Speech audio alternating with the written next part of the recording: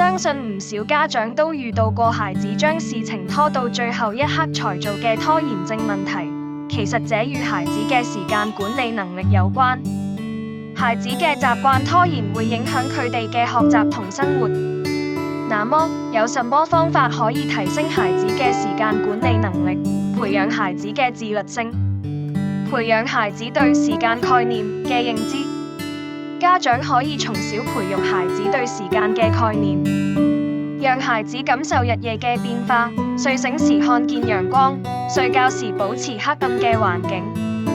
然後與孩子建立規律嘅作息，讓孩子知道什麼時間要做什麼事情。最後讓孩子實行每天都思日曆嘅行為來了解一天嘅概念，並且以地點及時間作為參照點，讓孩子學習連結時間副詞，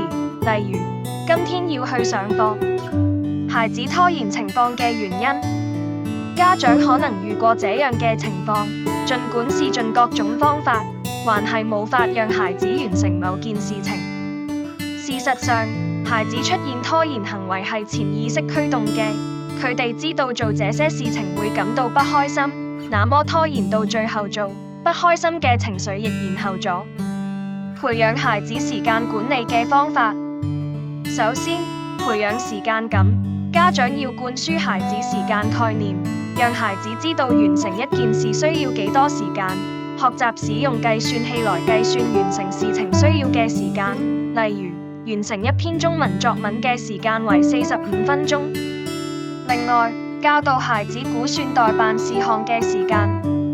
孩子放學後，可以叫佢哋先列出今天嘅待辦事項，然後預計每樣事項要完成嘅時間。如果完成事情嘅時間多於當天設定嘅時間，代表可用嘅時間不足，必須重新分配工作時間。再者，教導孩子分清楚優先次序，凡事有輕重之分，應該以事情嘅重要性或者迫切性來決定係否優先完成。學習管理生活細節，以作出適當嘅時間分配。要培養孩子嘅時間管理能力，時間表係非常有用嘅工具。家長能與孩子一起訂立時間表，讓孩子參與其中，孩子會更願意執行，並將時間表製作成視覺時間表放在孩子嘅當眼處，讓孩子落實執行，在固定時間內完成事情，包括吃飯、做習作、洗澡、睡覺等。家長可以在進行下一件事情前，提早10分鐘提醒孩子，讓佢哋有心理準備，並利用倒數計時器，讓孩子清晰看見剩餘嘅時間，有助減少拖延嘅情況。而時間到了便唔可再拖延，使孩子建立有規律嘅生活，加強時間分配嘅概念。同時，家長可稱讚孩子即時執行嘅好行為，這有助孩子在未來面對學業、課外活動同其他事情時，都能作好規劃，有效地管理時間。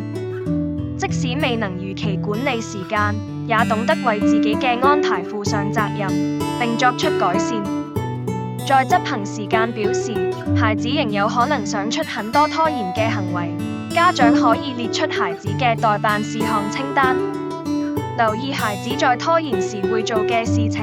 例如在做習作時，孩子總想玩手機、想吃甜點等。家長便在清單上排列這些事情嘅先後次序：1. 做習作； 2. 吃甜點； 3. 溫習； 4. 玩15分鐘手機，讓孩子看見並刪去每項完成嘅事情，使佢哋知道自己做了什麼事及還有什麼事要做，再冇藉口可以拖延。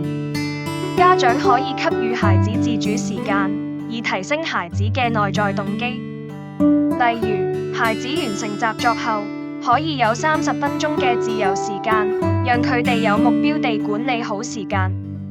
若家長在孩子完成習作後，便馬上要求佢哋做其他事情，如溫習，孩子自然會一直拖延，唔願意寫習作。孩子在學習時間管理同培養能力嘅過程中，並非能一蹴而就。家長需要在日常生活中循序漸進地滲透和引導，同時要耐心地陪伴同鼓勵孩子。